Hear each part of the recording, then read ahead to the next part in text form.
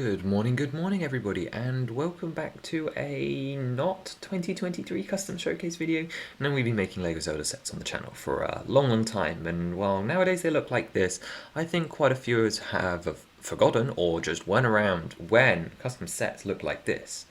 So it's rewind time today. We're going back to 2020 and Wave 1, and to save you guys some time and to make sure you don't have to watch some questionable videos, we're going to be going through, in rapid succession, all 12 of the Wave 1 custom sets, and making a couple of little changes, and just talking about them in general, and then just showing you basically an example of how far we've come. We're going to be doing this for every wave in the lead up to Tears of the Kingdom, so make sure you subscribe. And as we go through, of course, I'll be pointing out all the details, and if you really do want to watch the originals, the playlist will be linked in this video as a tag. So as we go through, you can see that Wave 1 was consisting of 12 sets, and our box art used to look just a little bit different, a little bit worse for wear, a little bit janky. So in preparation for this video, about a year ago, I decided to give them all a little bit of an upgrade. So let's bring them all backwards in time, add a new little bit of texture and some curves, and here we have my true vision for the Wave 1 box art. If you want to see how I made this, did a whole video on my channel, should be linked above. But this wave consisted of 12 sets, covering 6 of the mainline franchise games, mostly all 3D, 64 minifigures, and 3,917 pieces, containing some of these beautiful figures that you can see here, Macau and Zelda. But obviously, let's get started and get through this. So, one last thing, reminder while we're here, my thumbnails used to look atrocious, nobody wants to watch these videos, and my voice used to sound just a little bit all over the place, the quality not there at all. Not that my quality's gone anywhere better, but I'm a little bit better at presenting myself. And also, a lot of these figures are getting updated, so leave down below in the comments which set you would like to see get an upgrade, because I'll be making a list of which figures and builds I actually want to revamp and bring into the year of 2023, and I will be updating them. The Fire Sanctuary is already a surefire hit. There's like 10 things I want to change with that one, but speaking of, let's get into Wave 1 and see how we made this lovely combined image. So first, starting with Z001, the first one, actually the first one we released on the channel as well, the Fire Sanctuary from Skyward Sword. This was a dungeon builder set, just like we see today, where you had 5 different rooms that were combinable and rearrangeable in different orders. Going through, of course, just after the entrance with a giant frog based off Skyward Sword, you had a little pool of lava, which could be slid across to make like a little lava platform, like you were dropping water on it, so that you could go across, and a broomable wall as well, so that you could break open into the Magmar chamber, which could be defeated just like any boss. Lots of space to run around and be chased, and a little lever on the back to flip off the back of the hand. This guy's fully buildable. Want to get him built in real life one day. Next up, we had a different style room for the Fire Sanctuary, representing so many different styles that they had in this dungeon. You've got a little chain to hoist a Mogma up, and in order to free him, you've got to pour water on the frames using the Scrapper build, and then you can wind down the key using the little knob provided, and then also there is some digging spots for Link to use the digging mix to dig up some various rupees. This was before I introduced the ruby bag accessory, one of the changes I'd like to make. And then finally, moving into the big room, you have the outdoor section of the Fire Sanctuary. You have a bridge in which to battle the Dark Lizalfos, following the famous choice portion where you have to jump off into the unknown and hope that you pick the sleeping statue, which means the platform will actually form. Here represented by 2 light blue platforms, one of which that would sort of like flip and fall if you landed it, sort of representing you chose the wrong one, and then you'd fall into the lava. And then of course you have the boss arena at the very end with this lovely facade, a sacred flame on the inside, and Girahim. The set included a variety of characters, including the Phase 2 Girahim fight with the black spreading across him, representing him turning into his final form. You've got Skyward Sword Link, one of the most cursed figures I've drawn and definitely in need of an upgrade.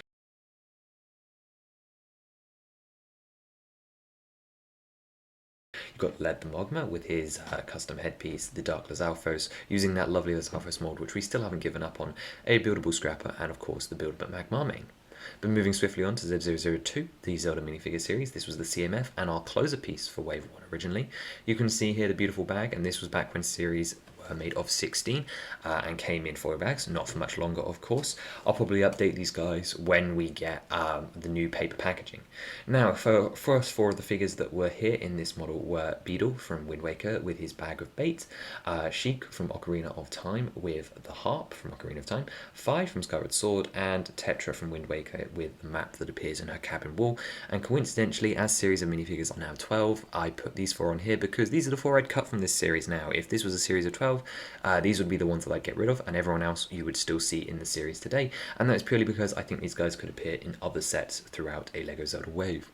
So that means that my series of 12 would include the following. You would have the Magic Armor Link from Twilight Princess, the Impa from Skyward Sword, Darunia from Ocarina of Time with Fire Medallion, Demise from Skyward Sword with the Anti-Master Sword, the Skull Kid with Majora's Mask, of course, so iconic, the Phantoms from Spirit Tracks and technically Phantom Hourglass as well, Tingle from Majora's Mask, Midna from Twilight Princess, Phantom Ganondorf as the boss of the Forest Temple, Nabooru from Ocarina of Time, another one in desperate need of an upgrade, along with Tingle, Macau from Majora's Mask, and then of course Breath of the Wild Zelda from the Research outfit, which is one of those figures which I think is really, really necessary, and potentially is even coming in an official set, which makes me so excited, one of the favourite ones I've ever drawn.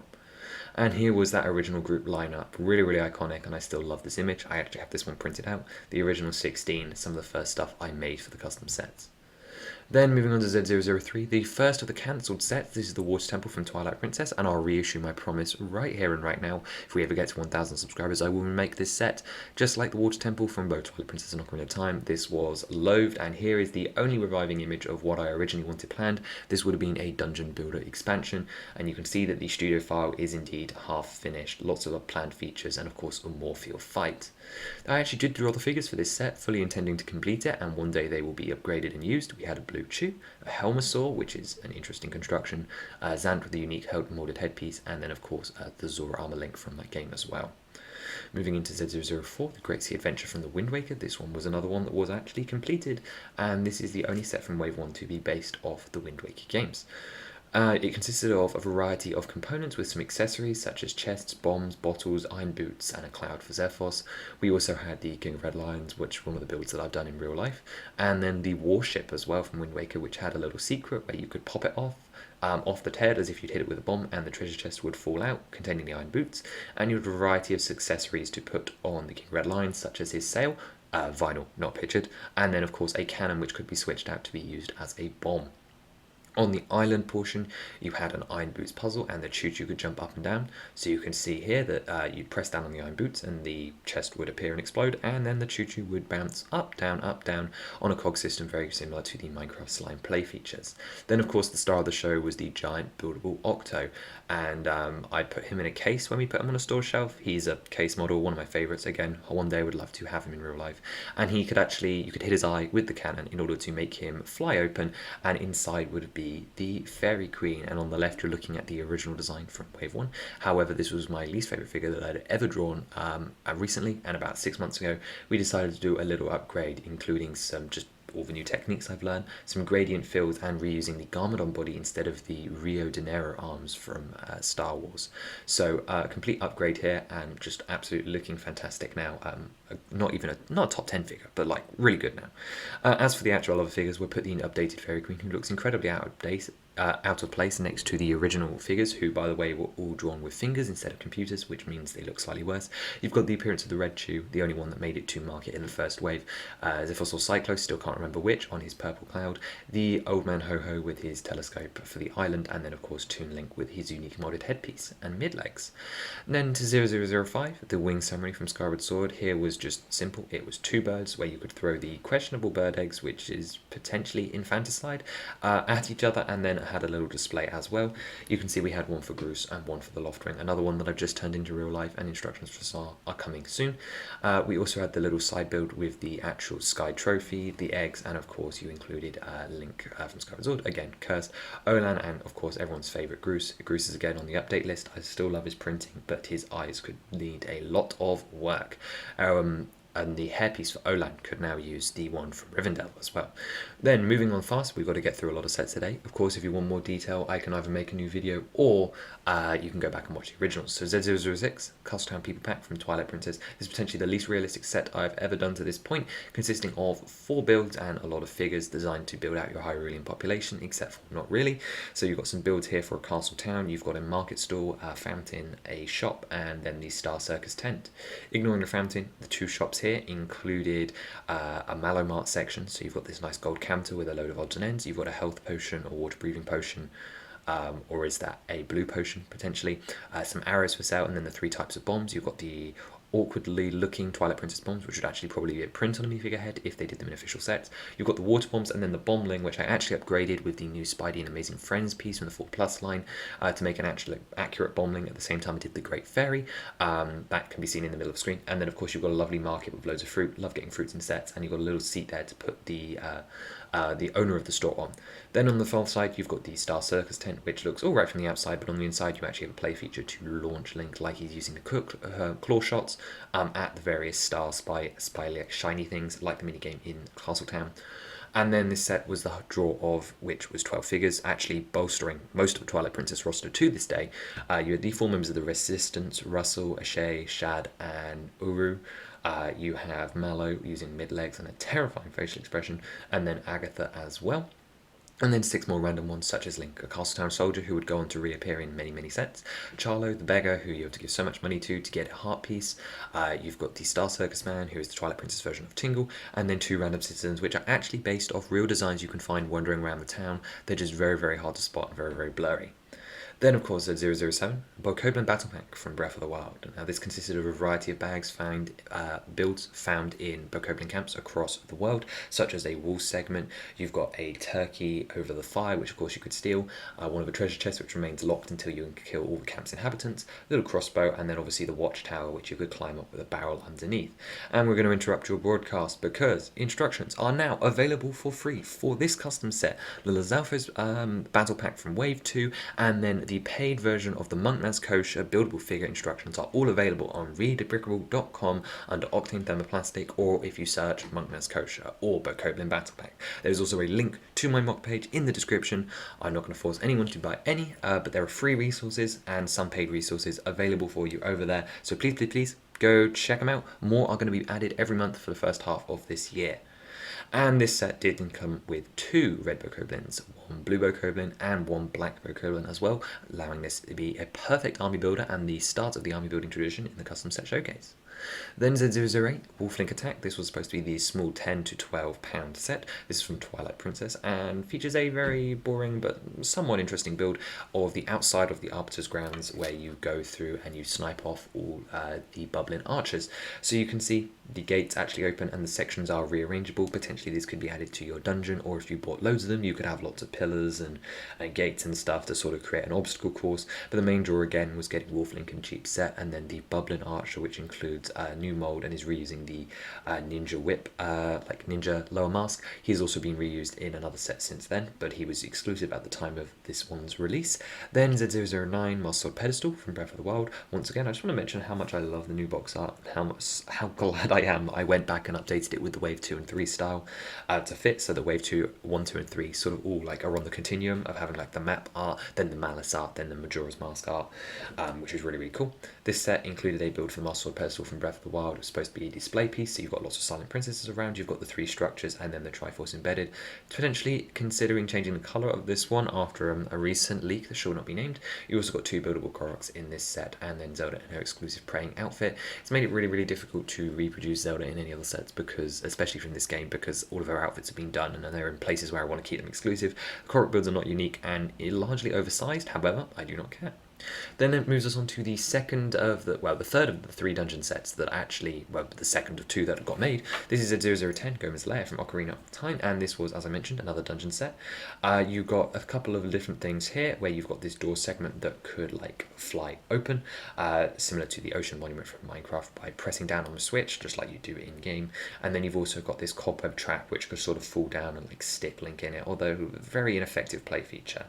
And you also got a little area to have a fight with Goma, or at least oppose stuff, 3 Gomalings, which were a very fun build to do. And then, of course, your Child Link minifigure, a Deku Scrub, who's not pictured here, and Goma using the full tentacles, which is, again, still a great build. Really hope we see her at some point. I just love the way she looks, and she goes incredibly underappreciated.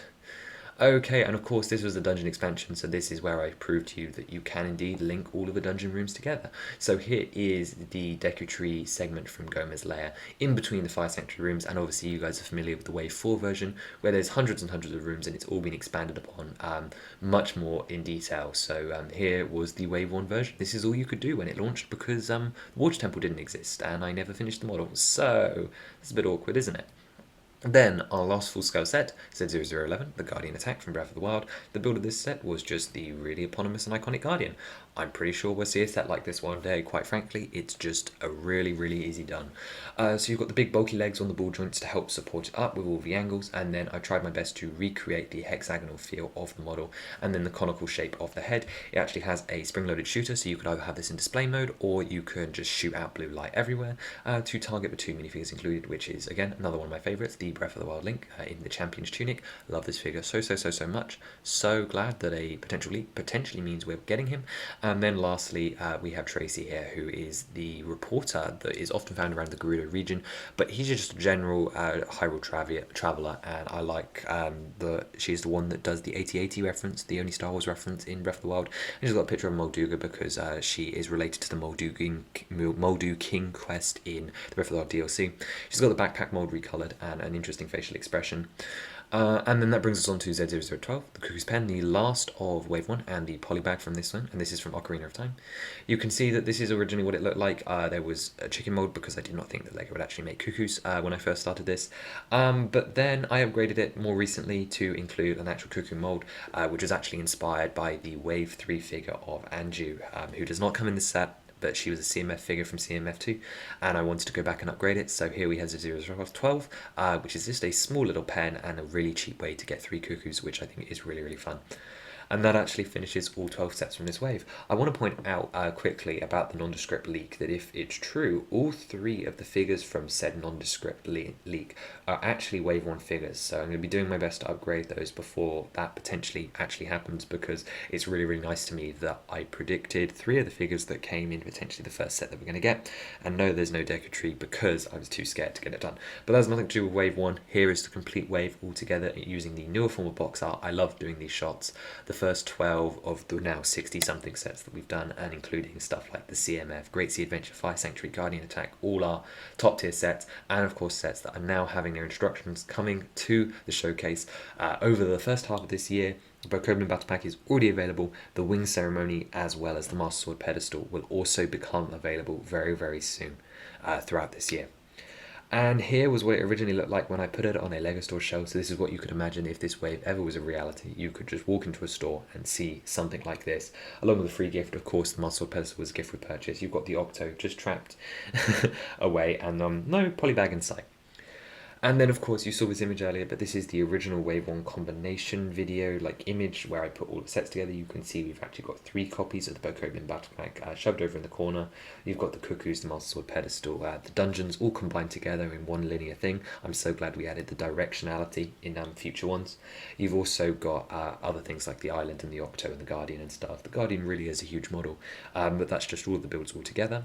And here are all of the Wave 1 figures, and wow, this image, I haven't looked at this one in a while.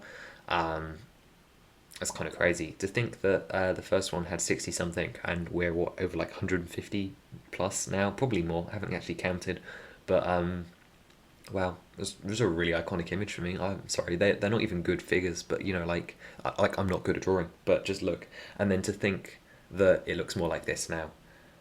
Whew. Just going to leave that there for a moment. Wow.